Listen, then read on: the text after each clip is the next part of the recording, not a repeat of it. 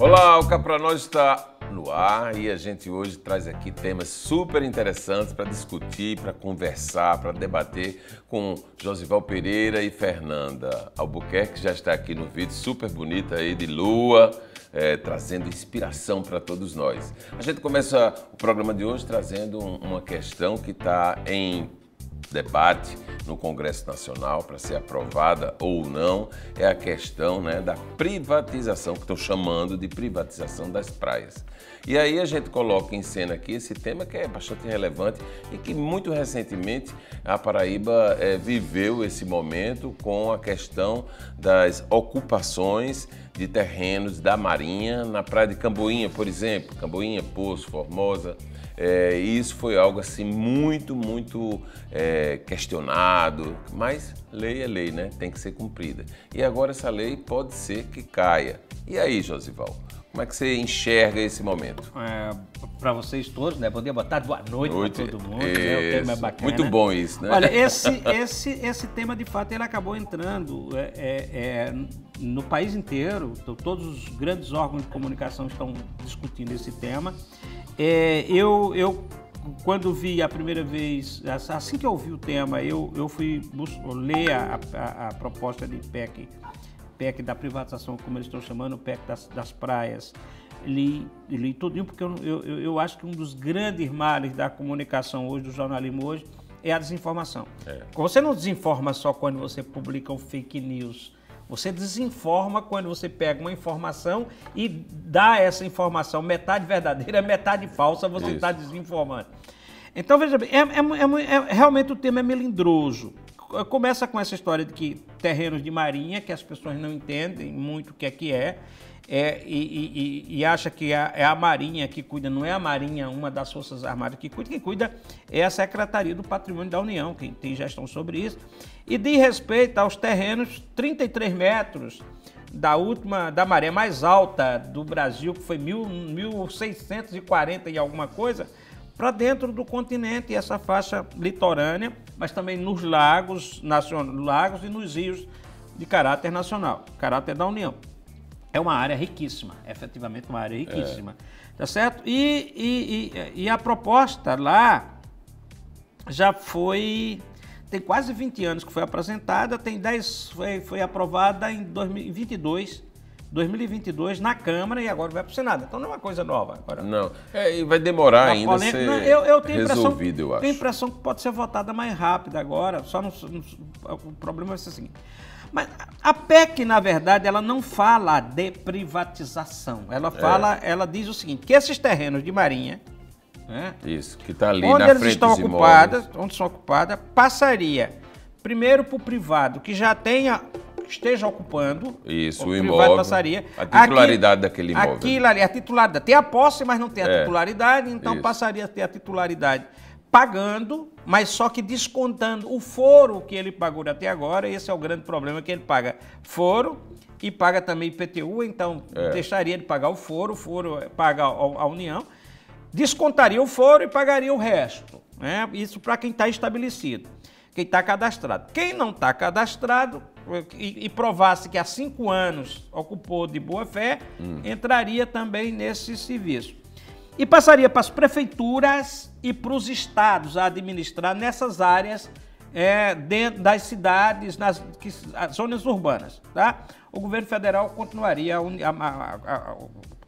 com a parte nas áreas.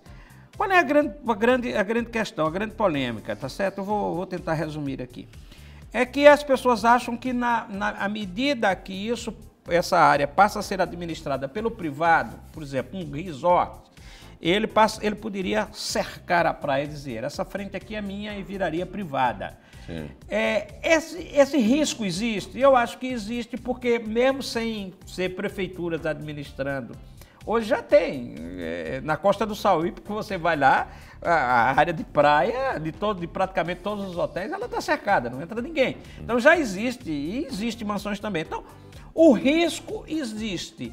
Não é que vai acontecer. A PEC fale sobre isso.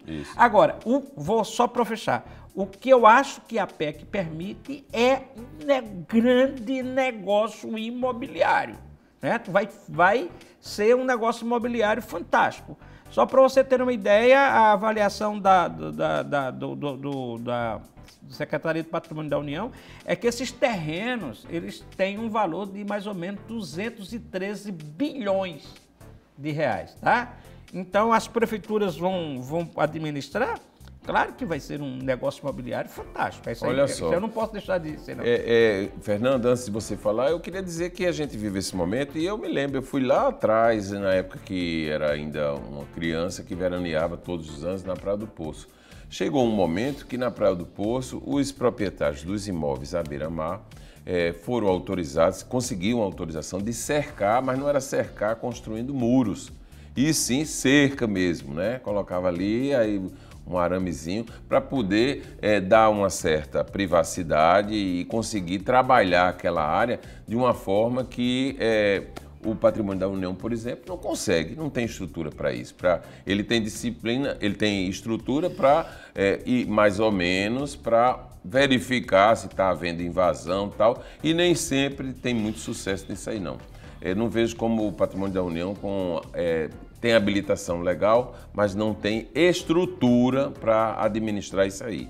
Agora, vejo também que na prática o que fizeram, retiraram todas as cercas, todos os muros ali, ou quase todos, tem assim 2 ou 3 que estão na justiça brigando para não retirar ainda.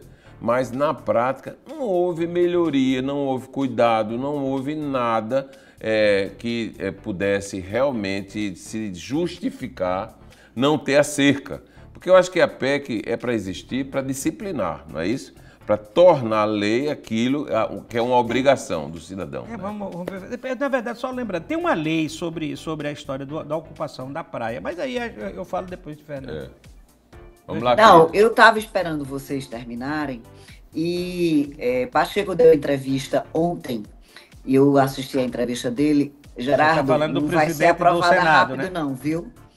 Não, e Josival, palavras dele que vai ter uma ampla discussão. A gente tem uma gratidão a 2 famosos para a gente estar discutindo esse tema aqui. Sim. Neymar e Luana Piovani. Isso. Se ambos não tivessem começado esse engalfinhamento público, você sabia da PEC, Josival? Aprovada já, porque na verdade tinha entrado antes de Neymar, quer dizer, Neymar potencializou.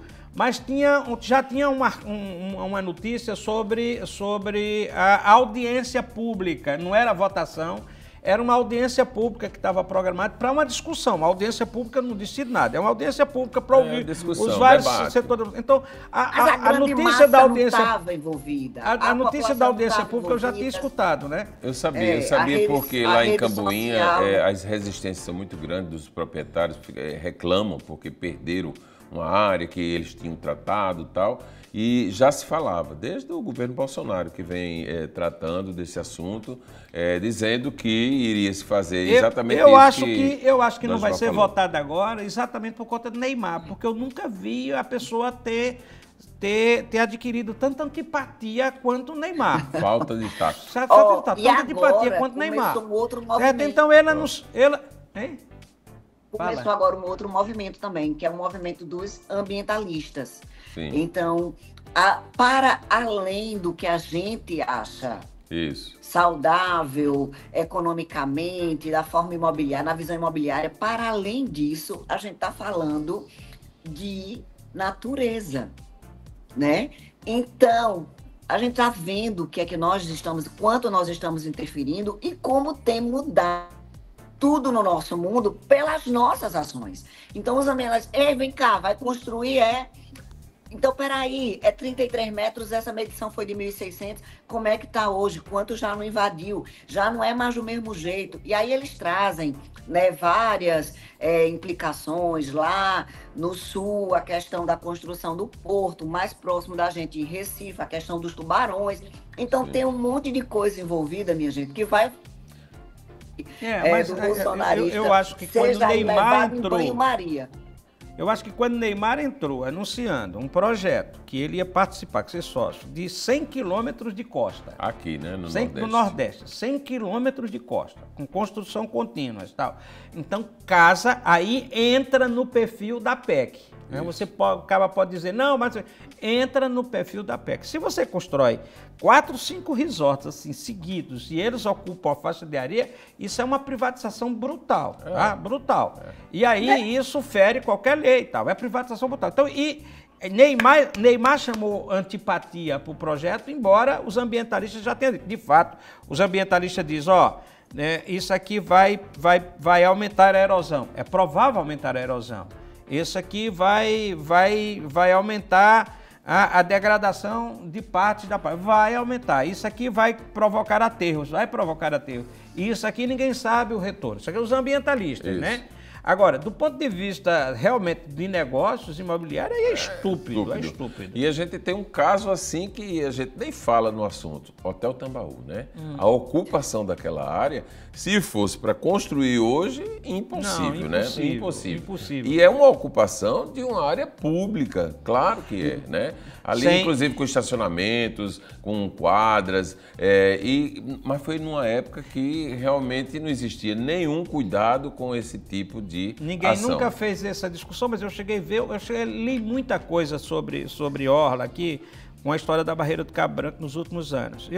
Tem um professor alemão, um ambientalista estudioso da história das marinhas, que ele acha, por exemplo, ele suspeita pelas fotografias que o aterramento de Manaíra tinha uma praia maior e pouco a pouco vai aterrando. O aterramento de Manaíra, tá certo, aquilo ali, e o aterramento atrás, um pouco no Cabo Branco, tá certo, pode ter se dado um pouco por conta da construção do Hotel Tambaú lá atrás, que quebrou, certo, correntes marinhas, o curso de correntes marinhas. Ele entrou aqui, na beira-mar, mas quebrou o curso. Mas aqui ninguém nunca fez esse estudo.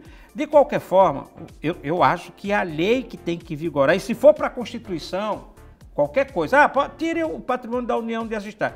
Mas tem o artigo 10 de uma lei, eu li 7.000 alguma coisa, vou terminar agora. Tem uma lei de 88, um pouquinho antes da Constituição, que fala sobre o gerenciamento, diz assim, a praia tá certo, patrimônio de uso comum do povo, tá certo, devendo ter acesso absoluto sempre, tá entendendo? Todas as coisas. Tem a lei garante lá já isso.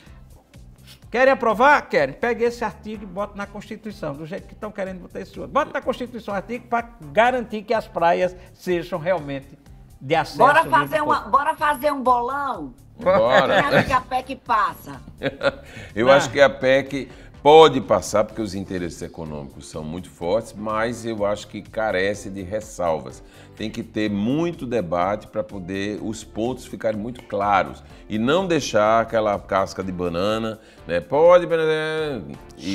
Sou contra, mas olhando esse Congresso aí, essa atual legislatura, vendo as votações que tem lá, tá certo? Eu temo que eles possam aprovar qualquer coisa, tá certo? Sobretudo de interesse dos grandes grupos econômicos. Eu temo muito, porque agora acho que não deveria passar.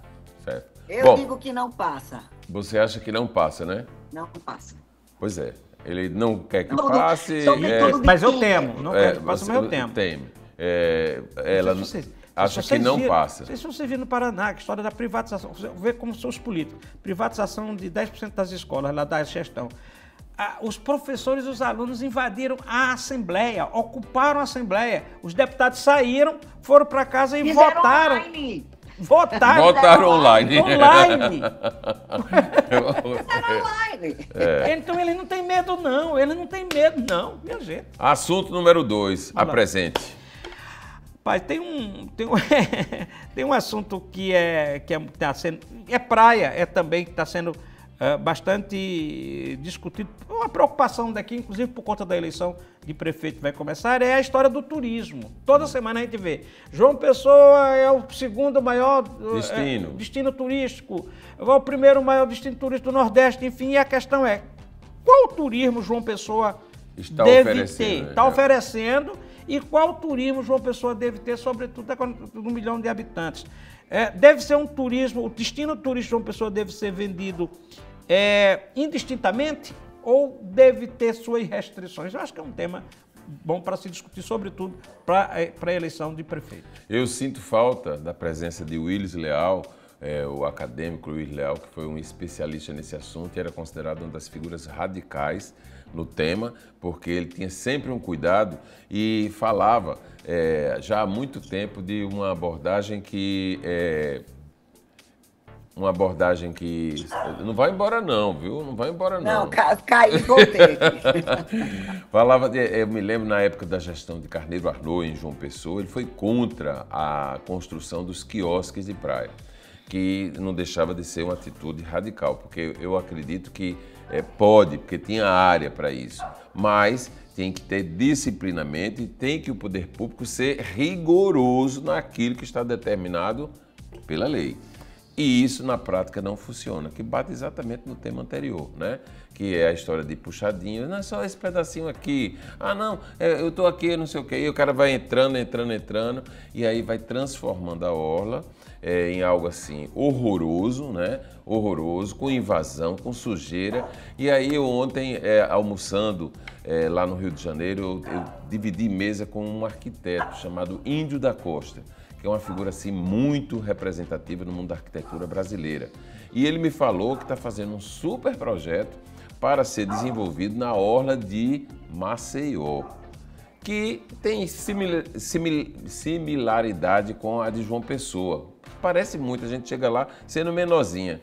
E ele falando das preocupações, porque Maceió teve um boom maravilhoso, Fernando Collor de Mello, tal, mas depois caiu na preferência e sofrendo as consequências de não ter se preparado como deveria para receber aquela enxurrada de turistas, que é exatamente onde a gente se coloca hoje. João Pessoa se preparou, está arrumadinha, foi a bola da vez? Não, ela foi a regra 3. Não tem mais ninguém novo para a gente colocar aqui no mercado, aí João Pessoa, tá tudo bonitinho, vamos lá, vamos. Aí chegou aqui, nós estamos num entusiasmo enorme, mas sem haver debates, que eu não escuto esses debates de preocupações com todos os males que os nossos vizinhos sofrem, que entraram em decadência, e a gente está aqui de braços abertos recebendo, porque é uma maravilha, né? E aí a gente tem que ter esse cuidado, tem que entrar em debate, tá certo, como é que está a orla? Porque a orla, pelo que eu vejo, está cheia de gente, infelizmente, tomada pela droga. Isso é lamentável. Nesse assunto aí, eu até queria inserir, pediram para a gente debater um terceiro assunto mais leve, mas nem sempre dá, né? Quando a gente toca no assunto drogas, Gerardo, a gente também pensa lá na questão da moça que faleceu dia 28, não é aqui na Paraíba, mas a gente começa a pensar assim, peraí, uma família inteira de dependentes de uma droga, cetamina. Essa família inteira, os vizinhos sabiam da história que eles viviam drogados praticamente 24 horas, né? Uma droga injetável, um anestésico, enfim. E aí me veio hoje, eu pensando, até que ponto a privacidade do que acontece na nossa casa tem que ser resguardada, né? Porque consumir droga em local público não pode, mas dentro da minha casa é meu direito de reserva. Mas eu tô vendo uma família ser destruída, a moça morreu por overdose, a mãe foi presa e levou a droga junto com ela. Então, assim, começou dentro internamente uma discussão, e aí casa com essa história da droga sendo aí, Gerardo, para a gente discutir até que ponto o meu direito de privacidade é meu. Sim. Não é uma discussão para a gente pensar sobre isso? Está acontecendo, a família inteira estava sendo drogada. Os vizinhos todos sabiam, mas ninguém podia fazer nada. Porque era Pode fazer aí, sim, porque como é que a droga entra? O Estado não vai até não entra na porta da sua casa. Mas se a droga não entra... E a droga sai, né? E a droga sai. Então, se alguém está entrando com essa droga, está fazendo tráfico.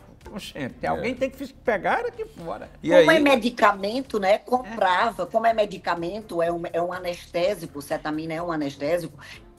E aí eles compravam de uma farmácia. Então, o que entregava muitas vezes. Existe quase que uma oficialização nisso aí. Mas aí, voltando ao caso do turismo, eu conversei com o presidente da PBTU lá no Tambaú Imóveis e Negócios, e ele está num entusiasmo enorme. Eu acho que é preciso discutir, eu acho que os candidatos a prefeito precisam discutir esse assunto. Eu acho que o turismo Nós temos exemplos demais, vizinhos, você falou na decadência, para poder a gente entender que a gente não pode praticar os mesmos erros. Você vai aqui, até a construção civil. A construção civil precisa fazer isso. A via costeira em Natal é hoje um conjunto de hotéis que ninguém quer frequentar, que ninguém quer ir, mas vai lá, vazios. Ali foi um erro grosseiro que João Pessoa se livrou, porque aquele mesmo projeto era mais ou menos para cá, em 1987, 88, João Pessoa se livrou. Tá? Então, o turismo sexual, turismo predatório, a gente tem que evitar. Esse turismo de drogas, de coisa, tem que evitar, tem que ter, realmente tem que ter barreiras para o turismo. Eu acho que você começa na hora de vender. Você não pode, a prefeitura e o Estado, não pode sair daqui e ir todas as feiras de turismo, em tudo quanto é lugar, e botar em tudo. Não, você pode escolher públicos. Isso. Você pode escolher públicos. Deve ser escolhido. Mas você sabe que eu estive no Rio de Janeiro essa semana e fiquei alarmado, porque todas as vezes, eu vou muito, eu adoro o Rio de Janeiro, eu frequento o Rio de Janeiro, estou sempre lá, mas em tempo muito rápido, o definhamento, a deterioração, a coisa difícil. O Rio de Janeiro é um exemplo para ser evitado. É o maior destino turístico do país. E o Rio de Janeiro é um destino para ser evitado exatamente também por conta da droga e da violência. Isso. Você atrai droga e violência, Fernanda tem razão. Quanto mais você circula nas ruas, mais gente tem dormindo na rua, dormindo não, né? Ali é o Léo. E mais, o mais grave de tudo, que desta vez, eu escutei em dias diferenciados, com públicos diferenciados, com amigos diferenciados, a dificuldade de se sair à noite no Rio de Janeiro. As pessoas não querem sair mais à noite. O medo. Então, isto que você está dizendo casa com esse tema que a gente está colocando aqui, que é que não podemos ter um turismo indiscriminado, não podemos querer ganhar com turismo a todo custo, porque o prejuízo de o comércio, né? O turismo sexual, a violência pode ser muito grave, pode criar um prejuízo muito sério e para essa cidade que quer ser uma cidade boa para se morar. Pois é. Mas olha só para você estar em casa... Você falou no Rio de Janeiro muito... Continua lindo. Você foi comemorar o aniversário no Rio de Janeiro. Fui comemorar, mas a gente não fala em idade, porque idade é algo assim muito particular, sabe? E se for para falar, eu vou mentir. E eu não quero mentir para você que está em casa. Claro que eu não vou falar em idade, mas eu não vou falar em idade, Fernando. Não vou falar em idade, mas tá olhando. Se você olhar com quem Gerardo estava se encontrando no Rio de Janeiro, Narcisa e a turma lá do seu quê, se você olhar com quem Gerardo... Não estou dizendo que é a sua idade. Não estou dizendo que é a sua idade. Agora, aquela turma lá que você estava se encontrando já é 80 a mais ou sub-70. Aquela turma que você estava se encontrando na frente. Aí eu volto agora no passado, viu, Fernanda? Quando eu comecei como colunista social na Paraíba, nos anos 80, eu era a grande sensação, né? Porque era o novo, era a pessoa que estava surgindo no pedaço, com muita desenvoltura e tal. Você começou bem no comecinho ali, como jornalista no começo dos anos 80, foi? Mas eu encontrei um público que era infinitamente mais velho do que eu. E aí eu fui acompanhando e eu tive um privilégio. É curioso isso, um privilégio, porque à medida que o tempo ia passando, essas pessoas iam saindo de cena e eu ia regredindo na minha companhia de festas, de atividades, porque eu tinha saindo de quem estava com 80, voltando. Hoje eu estou com o pessoal da minha idade, assim, o pessoal da geração. Eles, quando a idade... Tem uma crônica dele, Fernando. Eu não vou nem contar qual é o grupo que ele participa dos dinos, entendeu? Então, assim, você imagine como é, né, essa questão de idade. Mas eu só chamar a atenção, Gerardo ficou no esteve hospedado, mas esteve em algumas fotos, eu vi, no Copacabana Palace. Sim. A última vez que eu estive no Rio de Janeiro, faz alguns anos, uns 2, 3 anos, estava em reforma, estava uma coisa meio também assim. Como é que está lá hoje? Não, muito bom, muito bom. O Copacabana Palace, ontem eu conversando com a Luizito Teixeira, que é um dos... Foi deputado federal, estadual, e tem 4 hotéis no Rio de Janeiro. E ele disse que não existe 5 estrelas no Rio de Janeiro que possa ser referência que não seja o Copacabana Palace. Os demais tentam chegar ao Copacabana, chegam pertinho, mas o Copacabana tem algo assim que é uma aura, né?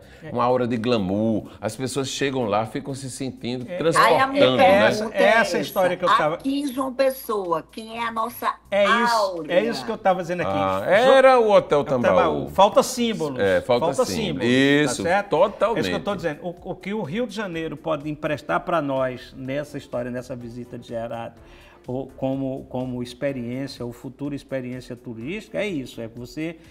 As cidades precisam de símbolos, exatamente. Tá certo? Você precisa de símbolo. Quando você falar na cidade, você já tem em mente, na cabeça, um símbolo como você. Se você falar em Roma, você vai ter vários símbolos. Se exatamente. você falar em Nova York, você vai ter os símbolos de Nova York. E a questão dos símbolos, bem pertinente, já dando desfecho, infelizmente, porque o assunto corre muito fácil e é muito bom a gente estar aqui debatendo, é que as pessoas são bem resistentes, viu? A dizer assim, mas a gente não tem símbolos, como você está falando. A gente pode criá-los. A gente não tem tradição. Tradição pode criar. É algo assim que a gente faz esse ano, no ano que vem, se a gente fizer de novo, bem, né, lógico, vira tradição. Neste ponto, eu acho que nós, João Pessoa, não é só para o símbolo turístico, não, é para o símbolo histórico, símbolo de cidade, símbolos. Eu acho que nós temos um símbolo que é o hotel, que é o Teatro Santa Rosa, e nós esquecemos, não vendemos lá, devemos lá. Isso pode ser vendido como símbolo cultural. Nós temos nossas igrejas que precisam ser melhor vendidas, e eu acho que nós precisamos recuperar o Hotel Tambaú para a nossa vida. Urgente. Vamos já deixar estabelecido aqui. O próximo programa a gente vai entrar na seara do Hotel Tambaú para poder a gente ser feroz nessa questão, para ver se a gente instiga a justiça a acelerar esses processos. Só porque, assim, eu gostaria de participar dessa alegria de vida de Gerardo, né? E saber, assim, pô, que tanta vida Gerardo traz, há quanto tempo, mas ele não quer dizer a idade, nós não vamos falar. Mas considere que é acima de 30 anos. Quando você diz, eu comecei a fazer, mas quando você diz, eu comecei a fazer jornalismo ali no início dos anos 80. Eu comecei muito cedo, já. Nós já estamos em 80, então de 80 para cá dá 40 e não vou fazer essa conta, não vou fazer essa conta, não. Olha, eu comecei cedo demais. Não vou fazer essa conta, não. Vamos considerar assim que eu era 15 anos mais novo do que Abelardo Jurema, que era o meu primeiro concorrente.